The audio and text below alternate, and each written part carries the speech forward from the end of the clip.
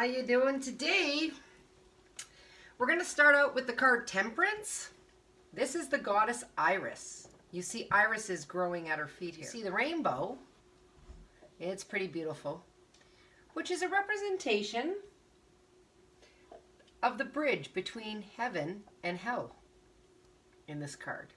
And we have the flowing river meeting the stagnant earth. And we also have two cups we see flowing water from. The cups are gold and silver, which reflect the sun and the moon, the masculine and the feminine. And it's really about the flow of feeling. This card is a feeling card. Temperance is all about letting feelings flow without reaction and finding balance with the feelings flowing throughout you. When you see the water and the earth come together here, that's like the uniting of opposites. So what Temperance is really saying with this card is this is where we unite the opposites, heaven and hell, water and earth, moon and the sun within us to find a balanced heart. And that's what we can see in this card.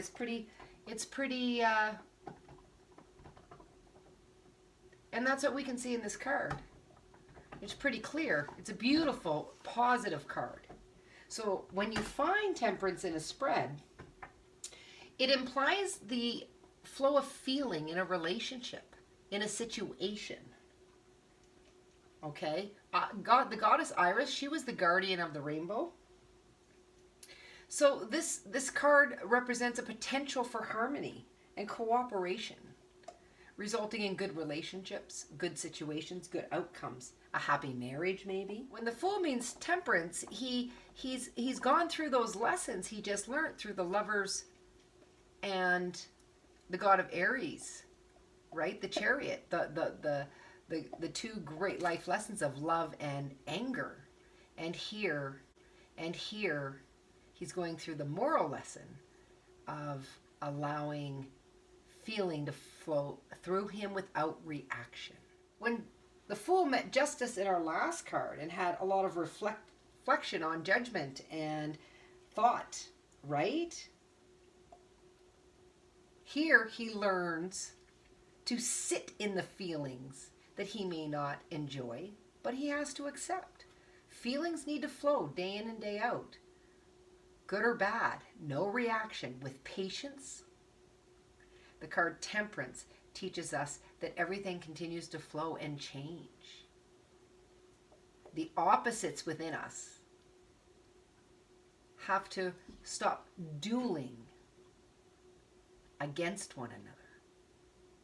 And we have to come to a wholeness of understanding.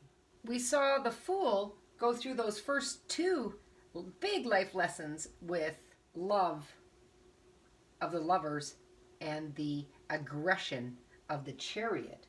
And he met his first moral lesson in justice, right? To show the balance required between that erotic desire and responsibility. Here in Temperance, we find the patience to go through that, and in Strength, we find within ourselves that inner strength that allows us to sit in the dark. Look at the cave around him. And he is slaying the lion with his bare hands, which is a representation of he has nothing but himself. There's no weapons here. Just his sheer will have to complete this task. The thing a lot of people don't know about Hercules is his father was Zeus, but he had a mortal mother. And Hera, Zeus's wife, took her anger out on Hercules and drove him mad. And in his madness, he killed his family. And so after he killed his family, he begged for penance. He begged to make up for what he had done. So Hera, the one that drove him mad in the first place and caused him to have to do penance, she had him do 12 tasks for a king she favored. And this was one of the tasks. She was sure the demigod, because he was half human, half god, could not perform these tasks. But Hercules prevailed. He did complete the tasks with sheer will and strength and everything the fool has learned up until this point. So when you get the strength card in a reading, it implies there is a collision that is inevitable within your life. That you will have to have the strength and the will within yourself to overcome. Not look to others or money or something else to get you out of it. So the fool, he has a mind now, right? And he has feeling now. And through those, he now needs to learn to deal with his own egotism. The strength card is about overcoming your egotism. Nobody's going to save him and nothing's going to help him. His sheer will. So Hercules is going to emerge from this contest with integrity and understanding of himself. Which leads us to the hermit. The first of 4 moral lessons. The fool has come so far.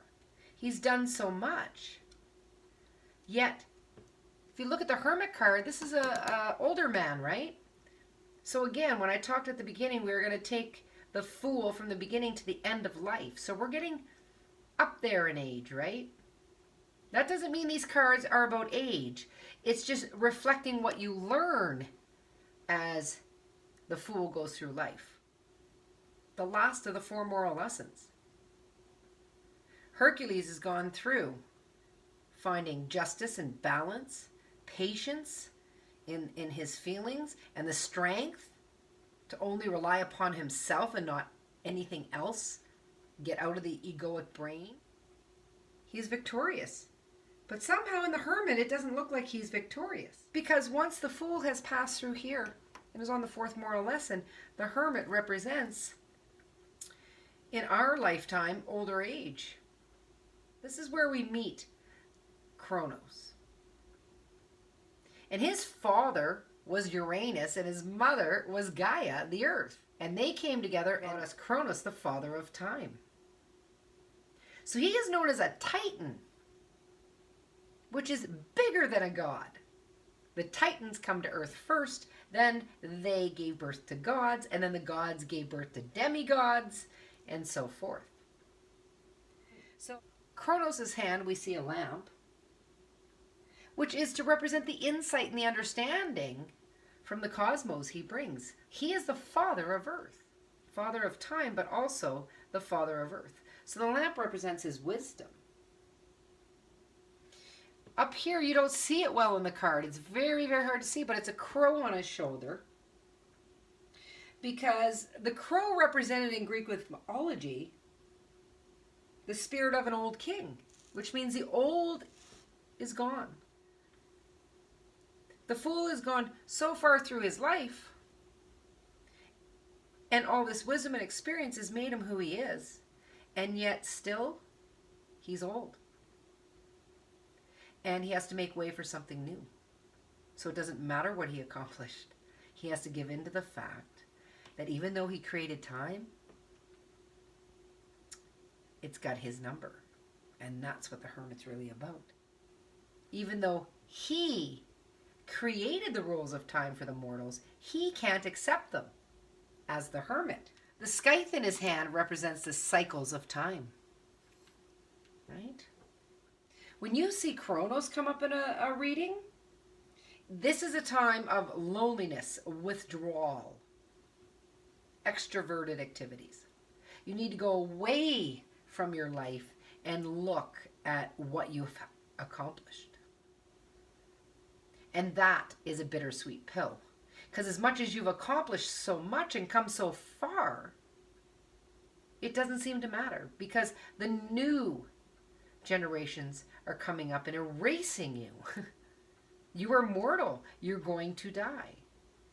And what you've created will continue, but somebody else will be in your place to continue it. So in the hermit, Hermes meets his immortality. That it doesn't matter how hard he fought, he will not live forever. So not only is this a time of withdrawal, but it's also a time to build some new foundation. You're going into an older age and you have new wisdoms, new insights, and you're going to build a new foundation for the remainder of your time. Because in the remaining cards, we're going to do 4 next week, and then 4 the next week, and then we're going to do 2 and learn to read spreads the following time. So the next 2 weeks, we're going to have 4 cards to wrap up the major arcana.